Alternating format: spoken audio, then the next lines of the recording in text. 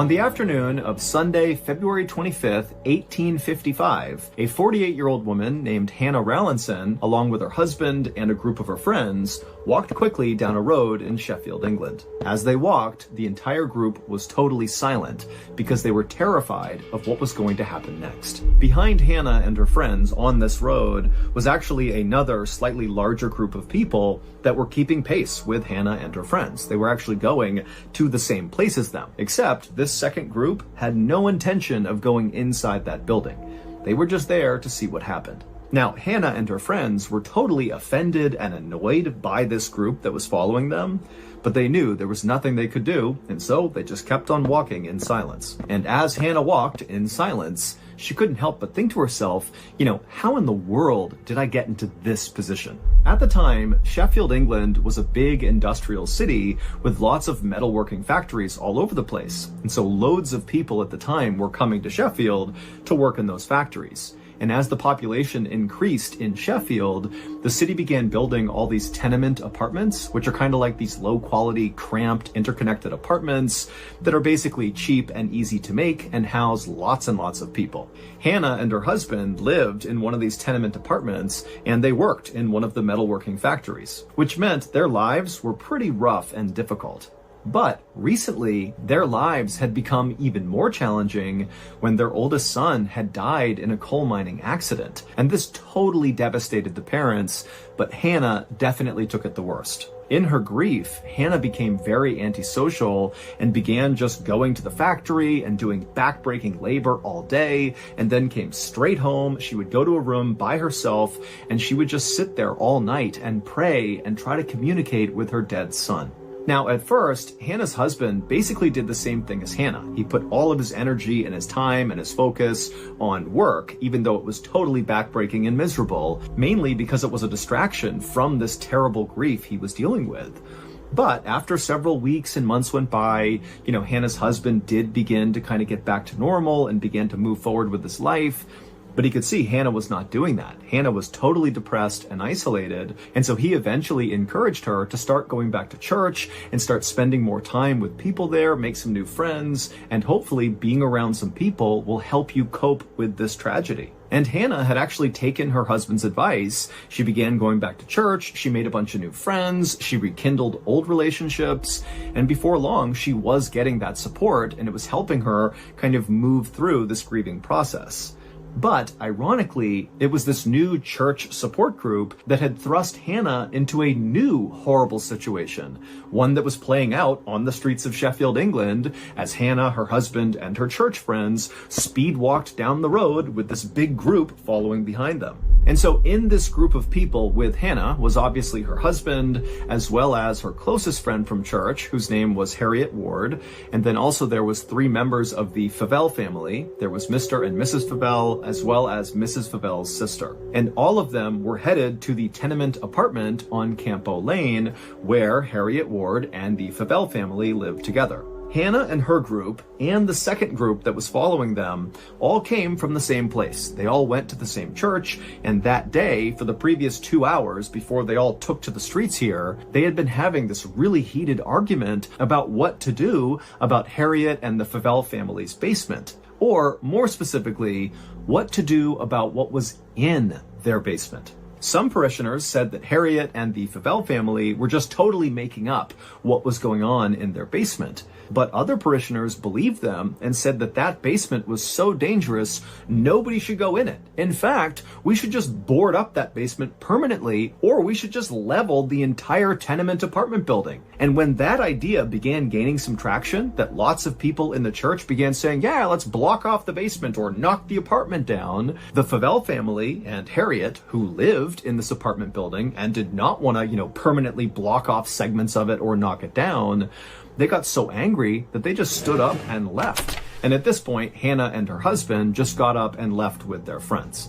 Now, once they got outside, they didn't really have a plan, but they felt strongly that they just needed to get to the Campo Lane tenement apartment building and at a minimum, just be in there to prevent other people from showing up and doing something to the apartment, like trying to knock it down or do something to the basement. And so Hannah and her group began speed walking to the apartment, and this gaggle of other churchgoers who were part of this argument just kind of naturally came outside and followed them.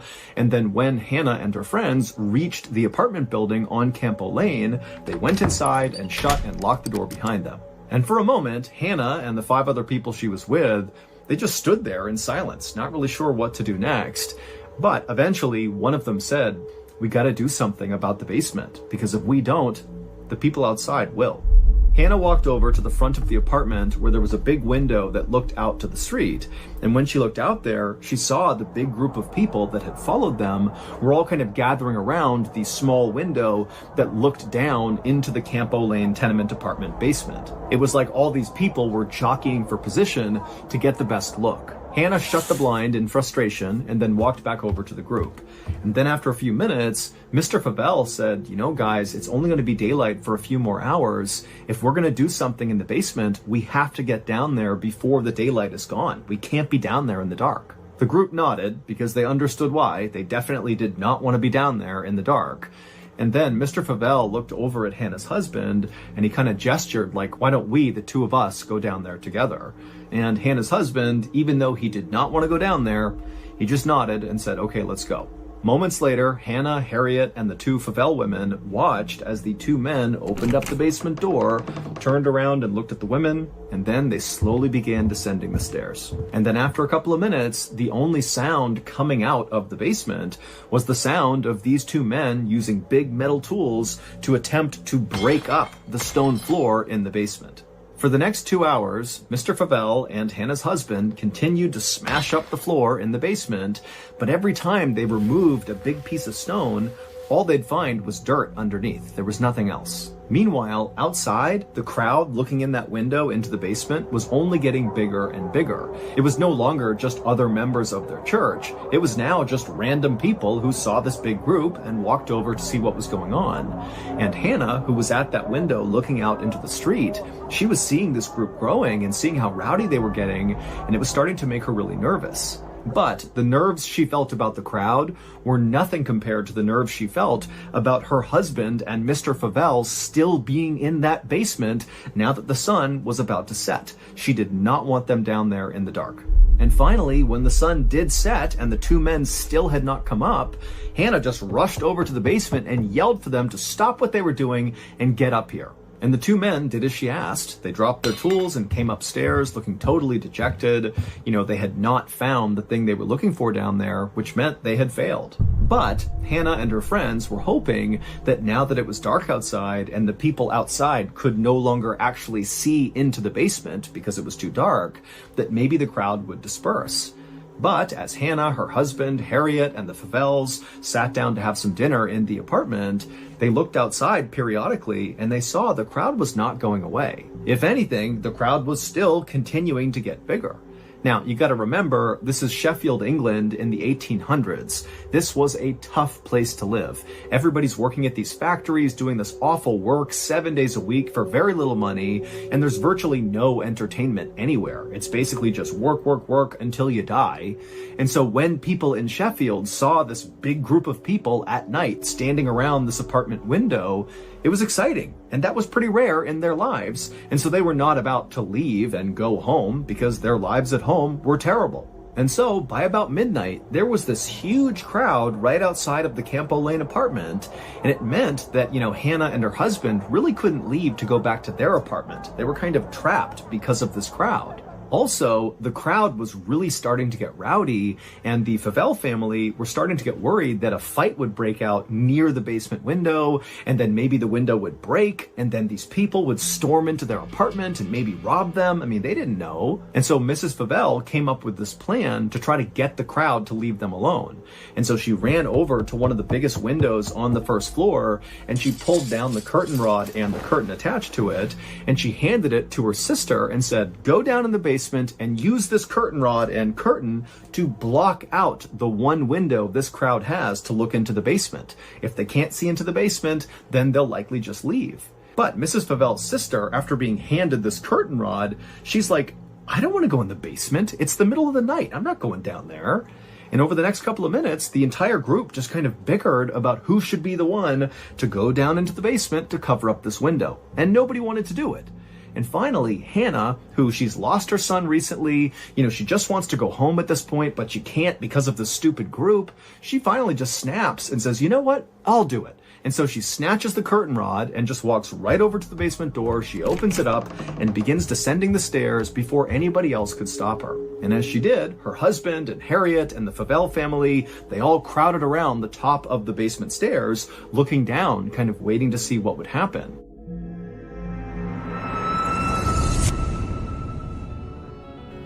Last night, after I tucked old sing out into his little lily pad bed, and I'd handed him his nice warm glass of fly milk, I was about to leave the room for the night when the little guy sat up and he said, Papa, narra mihi fabulam, which of course in traditional Latin means, Papa, please tell me a story. And I smiled and said, of course, Lung. I know Lung is a real sucker for Lung-themed stories. And luckily, because of our new show, MrBallen's Medical Mysteries, I'm up to my lungs in Lung-themed stories. And so before long, I was regaling old Siga Lung with a story about a man who believed he was just sick, but it turned out he had a tree growing in his lung.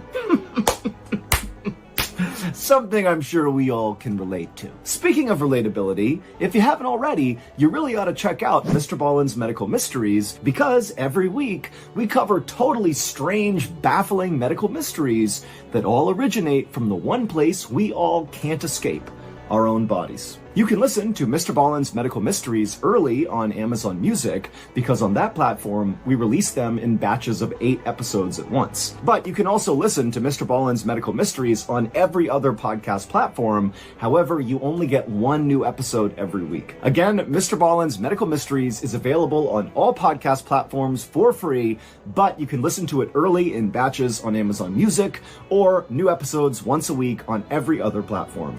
Okay, back to the story.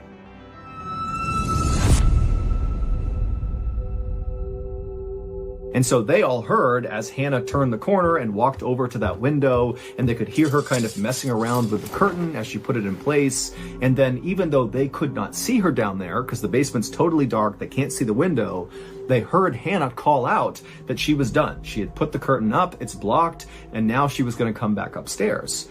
But after she yelled to them that she was coming back up, it went completely silent in the basement. And for like 5, 6, 7 seconds, all the people at the top of the stairs are waiting anxiously for Hannah to turn the corner and come up the stairs to safety. But then this tense silence was broken with a horrible scream coming out of the basement. It was Hannah, and then silence again. And at this point, Hannah's husband, he's like, oh my God, something's happened. And he charges down the stairs and he looks over and he sees Hannah is lying on the ground motionless. There's nothing else in the basement. It's just his wife and this covered up window. And so he runs over, he scoops her up and he runs her back upstairs and he lays her on the ground right outside of the basement door. And then he began to shake her to try to wake her up, but she wasn't waking up. However, it was clear she was still breathing, and so Harriet ran and got a wet towel, and she came back and she kneeled down next to Hannah, and she placed the towel on Hannah's forehead, hoping this wet towel would revive Hannah. But as Harriet is kneeling there, so she's looking at Hannah's body, and the basement door, which is open, is right past Hannah's body, Harriet happened to look up, and so now she's looking into the doorway that leads down into the basement, and her eyes went wide, and she screamed, and then she passed out. The big controversy over this basement began several weeks earlier at the beginning of February when Harriet and the Favel family began hearing all these strange sounds coming out of the basement. Now, initially, they had totally written off these sounds as being, strange creaking and cracking sounds that were just the product of a poorly constructed building with lots of people inside of it. But the noises they were hearing from the basement only got louder and louder and more intense, and they were especially bad at night. And so basically, Harriet and the Favell family were so scared to go down there that they just stopped, especially at night. Sometimes they'd go during the day, but at night it was like, no one's going down there. We don't know what's going on, but I'm not going down there. And then on February 24th, so this is one day before all this craziness happened where, Hannah and her friends get followed to the apartment, and then Hannah goes down and she passes out, and then Harriet passes out. So one day before that, Harriet swore she saw a ghost in the basement.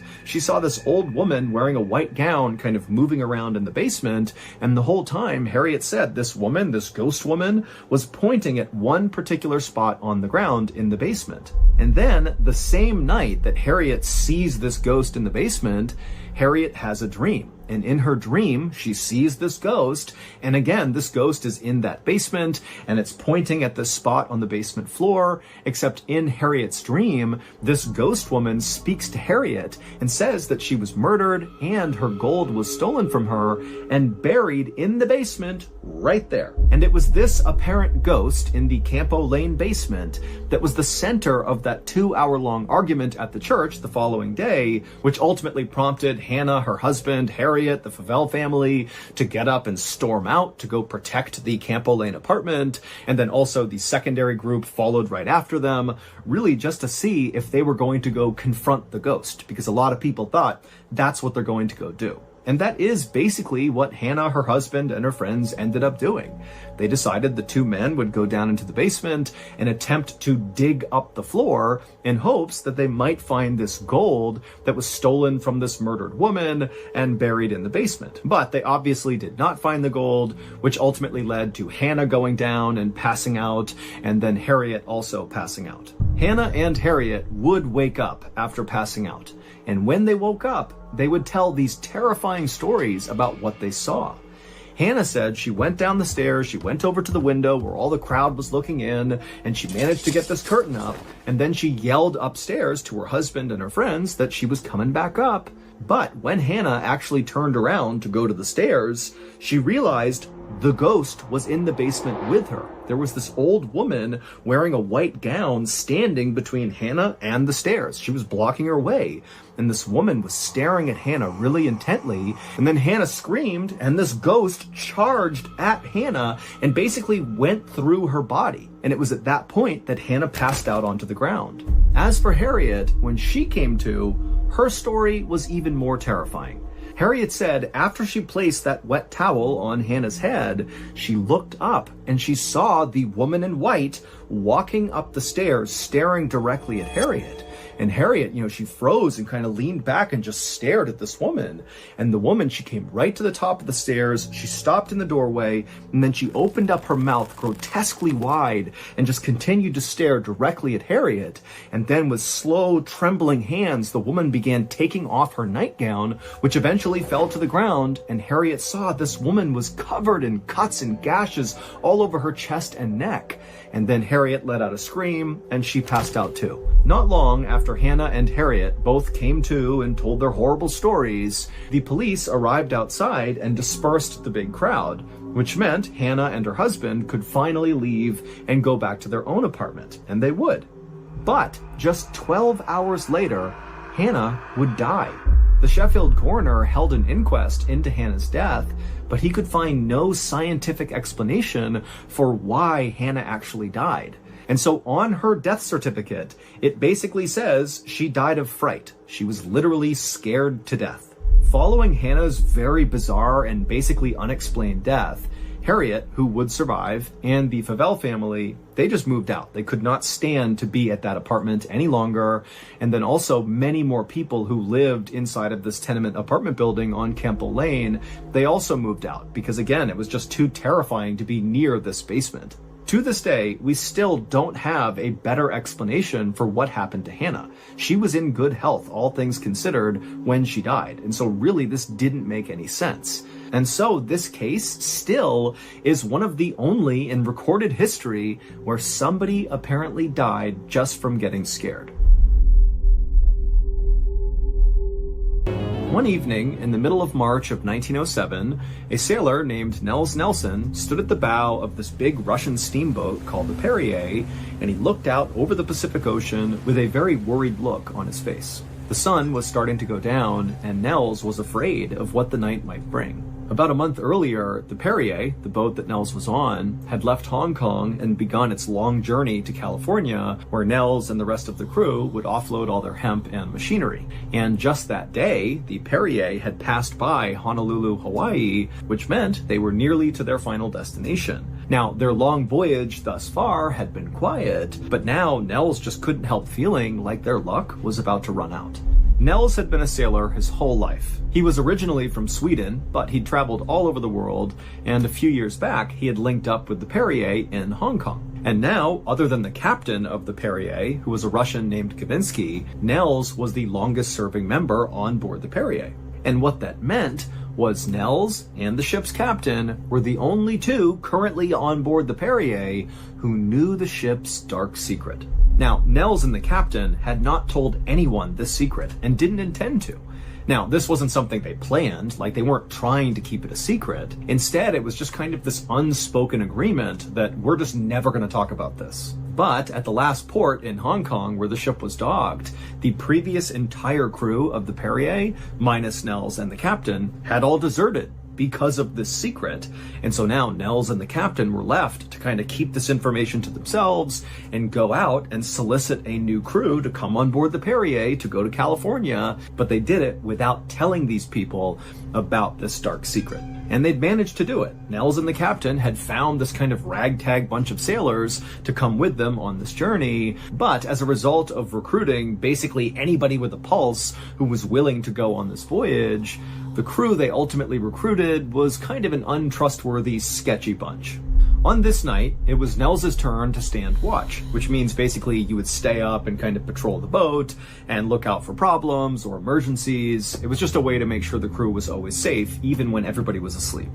And even though Nels was not exactly thrilled to be staying up all night to stand watch, in a way, he actually was kind of relieved to be in charge of this task. He figured he'd rather be awake and miserable than asleep and vulnerable. Suddenly, another sailor came up to Nels, and Nels hadn't heard him, and the sailor slapped him on the back and said, "Hey, how you enjoying your sunset cruise tonight?" Nels turned around and saw it was another crew member just kind of pulling his leg, and so Nels attempted to put on a smile and kind of go along with the joke and make it kind of lighthearted, but he was really struggling because he was looking off to the horizon and he could see the sun had nearly set. For the next couple of hours, Nels and this other sailor would stand by this railing in the cold night air, and they would just talk about, what they're going to do when they get to California and, what they plan to do with their lives generally, and just kind of small talk, normal stuff. And, for a little while, Nels did forget about all this extreme anxiety he was having about nighttime. But at some point, as Nels and this other sailor were just chatting away, there was this warm breeze that kind of came across the deck of the ship. Now, remember, it had been very cold all night, and so this warm air really stood out. And the second Nels felt that warm air, he knew his worst fears were about to be realized. And so Nels was so scared about what was about to happen that he just kind of froze. He couldn't even turn and tell his partner what was happening. And his partner was totally oblivious because his partner had never been on the Perrier before and didn't know the ship's dark secret. And so this other sailor just kept on blabbering away, totally oblivious. But then, as Nels is frozen to the spot with fear, from down below in the ship, where the crew was all sleeping, they heard this loud, guttural scream, like one of the crew members was being tortured or something. And right away, the guy next to Nels, the other sailor who had been with him, he stopped talking, because now he knows there's a problem. He doesn't know what it is, but obviously something's wrong. Now, Nels was still frozen with fear because he knows what's happening. He knows what's gonna happen. And so he was just standing there, and the other sailor is like, "Nels, what's going on? We gotta go down there." But it wasn't until more screams began coming out of the berthing area down below that Nels kind of snapped out of it, and he was like, "All right, come on, we gotta go." And the two of them, they went bombing down the steps down into the berthing area, and they went into the first compartment where these screams were coming from. And when Nels and his partner walked into this room, they looked and they saw two of their crew members were sitting on one of the bunks, just completely rigid, as if they were totally stiff. And the two of them were just screaming as loud as they possibly could in perfect unison, but it was like they weren't there. It's like their eyes were staring off into the distance and they couldn't control their bodies. Now, Nels knew what was going on here, but the partner didn't. And so the partner's looking at Nels like, what's going on here? And Nels just turned to him and said, look, I think we can quarantine them. Help me move them. And so this partner has no idea what Nels is doing. He doesn't understand what's going on, but he kind of jumped into action with Nels. And Nels and this guy, they grabbed these screaming crew members who were totally stiff, and they remained stiff as Nels and the other sailor dragged them out of the room, down the hall, and they put them in what's called the hold, which is kind of like a jail cell on board a ship. It's where sailors who misbehave get sent to. And so it's a place you can put things and lock the door and they don't come out again. Nels' thinking was, if we can take these affected crew members and quarantine them in the hold, maybe, just maybe, this won't spread to the rest of the crew.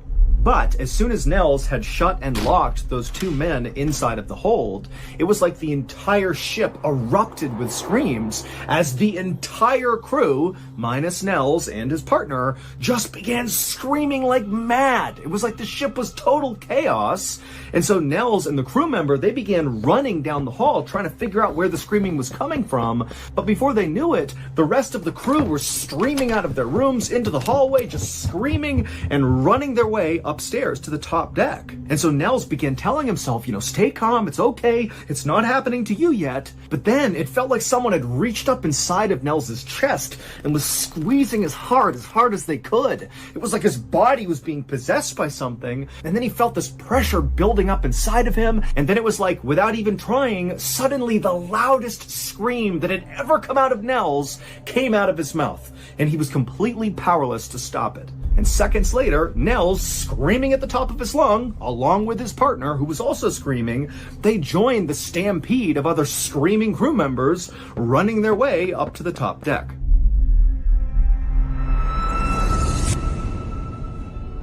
Thank you to BetterHelp for sponsoring today's video. Something a lot of people don't know about me is that before I became MrBallen, my life was actually in shambles. Following my exit from the military in late 2017, I really struggled to assimilate back into society. I had spent nearly a decade in the military, and so to suddenly be a civilian again was kind of jarring and confusing. I felt like I had no purpose anymore. But instead of actually trying to solve this problem, I instead just bottled up my feelings, and in time it made me miserable, angry, and totally depressed. Luckily, my family was very aware of how much I was suffering, and eventually they encouraged me to seek out a therapist. And I did, and honestly, I think it saved my life, because before that, I was going down a very dark mental path. Look, therapy is not a one-size-fits-all solution, but it's a great starting point for anyone who's struggling right now and doesn't really know what to do. Also, the new year is a great time to finally make the jump and give therapy a try. And one of the most accessible therapy options is BetterHelp. BetterHelp is a highly reviewed online therapy platform, which means you can get the help you need right from the comfort of your own home. Get matched with a BetterHelp therapist after filling out a brief survey online. Then it's up to you how you speak to your therapist, whether it's through messaging, phone, or video calls. Also, you can switch therapists at any time at no additional cost. Go to our sponsor, BetterHelp.com/MrBallen for 10% off your first month of therapy with BetterHelp and get matched with a therapist who will listen and help. Okay, back to the story.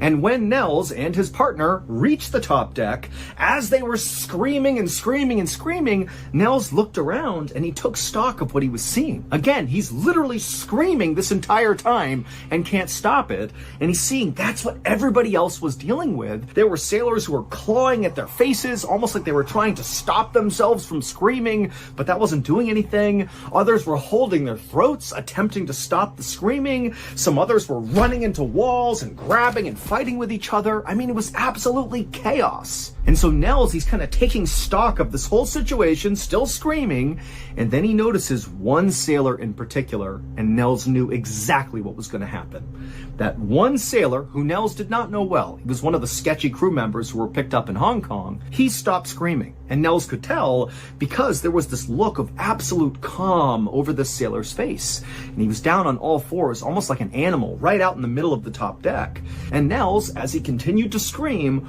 watched as this young, now very quiet sailor started to move across the deck like an animal. And as he did, he got faster and faster, like he was galloping on all fours, and he was headed straight for the railing of the ship. Now, Nels, in his conscious mind, he knew what was going to happen next, and he wanted to stop it, but just like he couldn't stop his own screaming, he was powerless to stop what was about to happen to this young man. And sure enough, Nels watched in horror as this galloping young sailor went full speed to the railing and then just leapt clear over it and splashed into the water below. And the second he hit the water, it was like everybody on the ship broke out of their trance. The screaming stopped, and it was eerily quiet.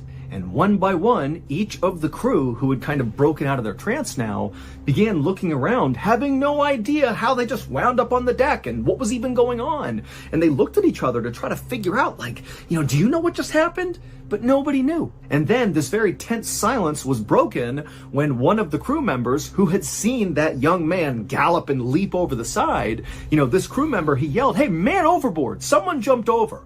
And it was like that was the thing that everybody was going to focus on. We're going to forget about this absolute craziness that just happened, and we're going to try to rescue this guy. But despite lowering down rowboats and paddling around for nearly an hour and yelling out for this guy and turning their ship around over and over again, they never found him. He never made a single noise, nothing. He just vanished into the night. And that was it. And so after about an hour of searching, the search was called off, and this sailor who had leapt over the edge was declared dead.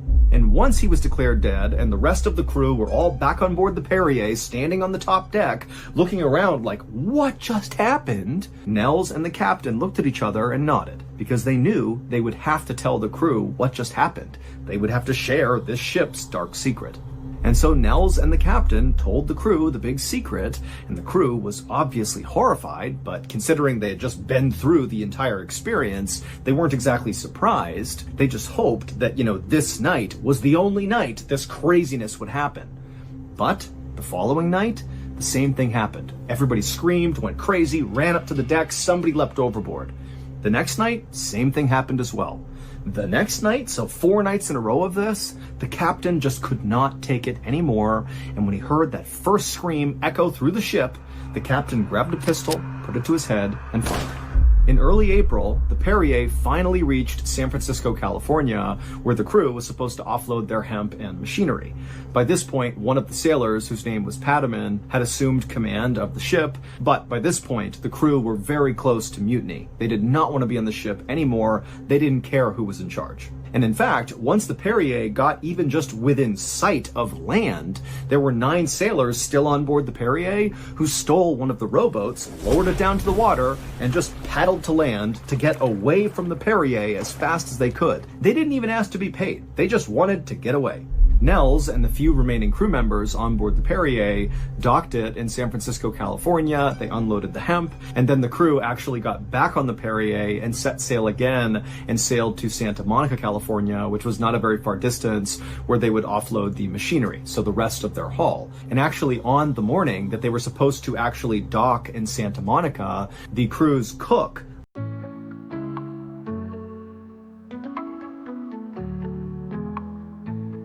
Dark clouds have cleared, sunshine on my face.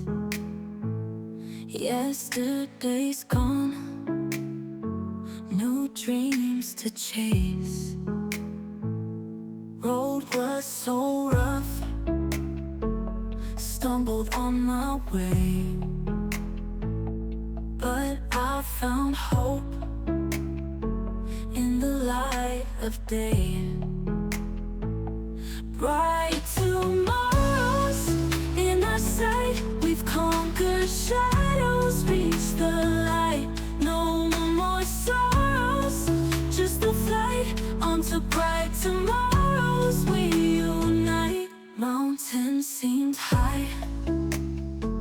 but now I can see. With strength and heart, we broke free.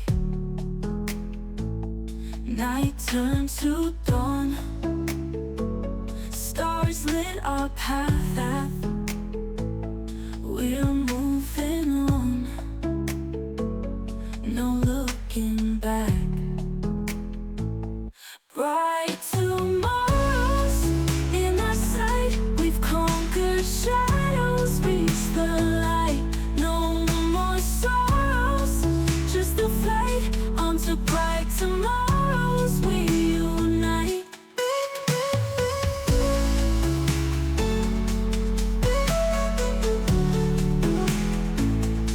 Leapt overboard to his death at 2 a.m., and the crew barely reacted, because by this point, this was just commonplace on board the Perrier, people going crazy and jumping over to their deaths. And so once the Perrier was docked in Santa Monica and all the cargo was offloaded, Nels and the rest of the crew just left it there. They totally abandoned it and just left. And the Perrier would remain totally abandoned in this dock in Santa Monica until a reporter from the Chicago Tribune newspaper found out about what had happened on board the ship and the fact that now it was totally abandoned, which seems so creepy, and he decided to dig into this, and ultimately he published the story that I'm telling you right now.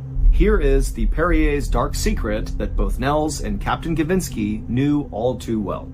3.5 years earlier, on a night in the fall of 1903, the Perrier docked in what was then called Bombay, but what is now known as Mumbai, India. And on this particular night, some of the crew members of the Perrier decided they wanted to leave the boat and go have some fun. So a few sailors and an officer hopped on one of the rowboats on board the Perrier, they lowered it down to the water, and they paddled to shore. And apparently, this group of guys had a great time on shore, but at some point, the officer apparently killed a guy on land. Who knows what it was about? Nobody knows. The reporter from the Chicago Tribune couldn't figure it out. But the rumor goes the officer killed someone, and when they came back to the ship that night, the officer was bragging about killing this person and even making jokes about it. Now, we don't know if this story actually happened, and we also don't really know if this is the seminal event that prompted what would become the dark secret of the Perrier. But very shortly after that officer had killed someone, the Perrier had left Mumbai and they were out at sea and it was very cold. But then suddenly the crew remembered this warm air wafting over the boat, and then screams rang out from inside as the crew began going totally crazy. This was the first appearance of the Perrier's dark secret, which sailors on board the Perrier actually just referred to as the Thing. Nobody ever saw the Thing, or felt the Thing, or heard the Thing. The only thing they experienced before all hell broke loose is a warm breeze would come across the ship, and then seconds later it was absolute pandemonium until one of the crew members died. And usually it was like the Thing inhabited one of the sailors, like that young man who ran like an animal and leapt over the edge. And this Thing would basically inhabit these sailors and cause them to take their own lives. Over the next few years, more crews would join the Perrier and go out to sea, and over and over and over again, this Thing, the dark secret, would take over and many of the crew would end up dying. And so by the time the crew had come to port, the crew would totally mutiny and disappear. Nobody wanted to be anywhere near this ship. That was why Nels and Captain Gavinsky were the longest serving members on board the Perrier, because they were the only ones who were willing to come back. All told, the Thing, or the dark secret of the Perrier, claimed the lives of 23 sailors. 20 of them, after screaming like maniacs, suddenly just went quiet and leapt over the railing into the ocean and drowned, and the 3 others that passed away were the ship's captains, who all killed themselves. After the Perrier was abandoned in Santa Monica, California, it's unclear what actually happened to it, but we know it never sailed commercially again. Late one night in the spring of 1937, a young woman stumbled into her New York City apartment building, drunk from a long night of partying with friends. She made her way up the steps and reached her apartment door, and after she opened it up, she stepped inside and her little dog ran up to say hello, and so she gave her dog a pet, and then she walked towards her bedroom. But the moment she stepped foot into that pitch-black bedroom, something just felt off. It was too quiet. But before she could figure out why that was, something heavy came